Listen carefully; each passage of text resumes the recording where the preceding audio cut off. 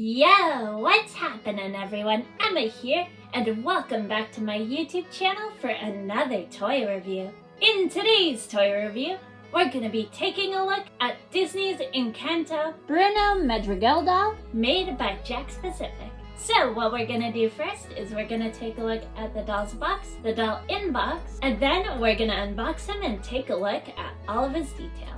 Let's get started with the review then, shall we? Starting off at the bottom of the box, we can see the same photo of Mirabel and the golden butterfly that we see on every Disney Encanto box. The photo is placed on the left-hand corner of the bottom of the box. We can see the name of the doll. His name is Bruno. And we can see the words from the movie and the Disney's Encanto logo at the bottom. And the background of the bottom of the box is a nice blue color.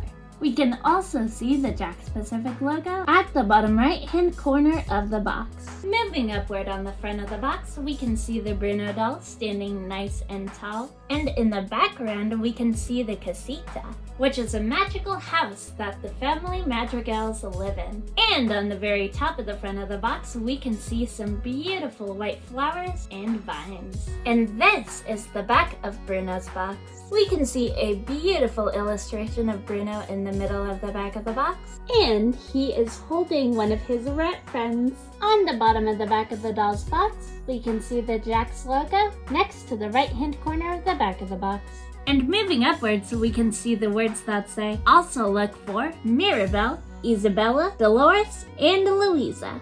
Above Bruno's head, we can see a little description about Bruno the character himself in English and 3 other languages. Let's give this description a read, shall we? Mysterious and distant, Tio Bruno has visions of the future. And above that, we can see Bruno's name, the Disney Encanto logo, and the words from the movie. And just like the rest of the Disney Encanto dolls made by Jakks Pacific, the top right-hand corner of the back of the box has a white butterfly guiding some white flowers like usual. And on the left-hand corner of the top of the box, we can see some more beautiful white flowers. For the backdrop of the back of the box, we can see that it is a ombre dark blue at the top to a light purple at the bottom. Now that we've taken a look at every detail on Bruno's box, let's take this Bruno doll out of the box. And here is Bruno Madrigal, completely free from his packaging, and oh my goodness, doesn't he look amazing? For spending like 20 years inside of the walls of the casita, he still looks pretty incredibly beautiful.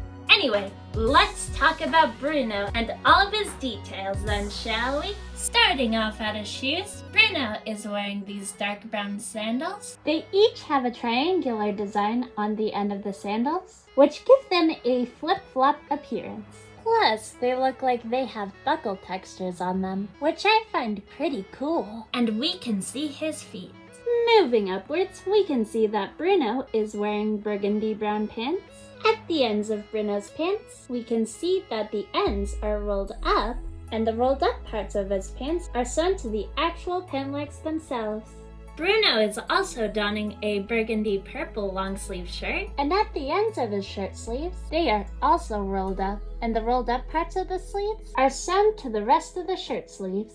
And for the collar of his shirt, it is a very intricate spiky design. Something very interesting about this Bruno doll is the fact that his pants and his shirt are all one piece. They are sewn together. Moving on to Bruno's signature cloak, Bruno is wearing a light green cloak, and it has all these beautiful intricate designs on it. And the cloak has slits on the right and the left side, so that way we can see his arms poking through. For the bottom of Bruno's cloak, we can see some tassel designs, but they're not really tassels, they are just printed on. But that's alright. In the middle of Bruno's cloak, we can see a green line, and the green line splits into 2 at the collar. And the edges of Bruno's cloak also have the slightly darker green lines on them. On both the left and the right side of Bruno's cloak, we can see some dark green tiles, and they have some intricate designs on the insides of them.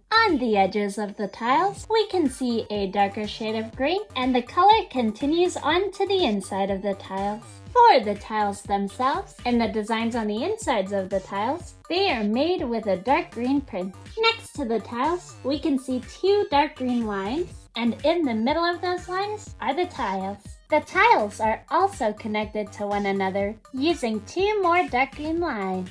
Now let's take a look at the rectangles that make up this tile design. There are 2 small rectangles holding a medium-sized rectangle, and it has 5 dots in it. And those designs go on top and below a large rectangular tile. In the large rectangles on Bruno's cloak, we can see 4 circles in each corner of the tiles, 2 diamonds on each side of the tiles, and what looks to be an hourglass in the middle of the tiles. The edges of the hourglasses are a darker shade of green. The hourglasses themselves are clear, and on the insides of the hourglasses, we can see a dark green shadow of them, presumably being sand in the hourglasses.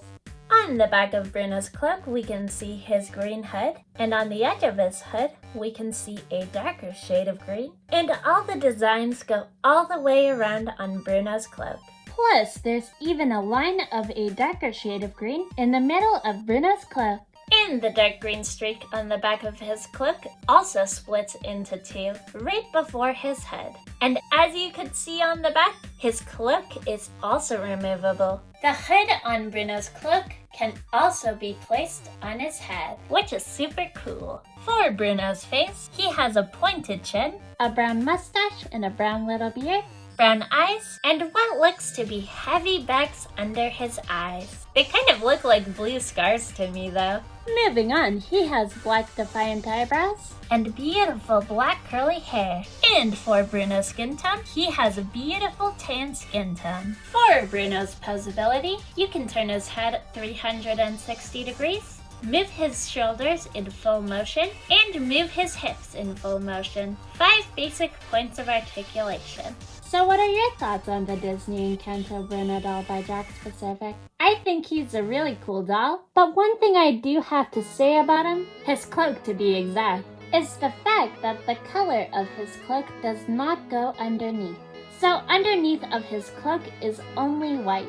But I still think he's really cool. He makes a great addition to anyone's Disney Encanto collection. Well guys, if you all enjoyed this wonderful review on the Bruno doll, definitely make sure to give this video a big thumbs up, subscribe to my channel, ring the bell so you could get notified on my newest and latest videos that come out in the future, and I will see you guys in my next video. Peace!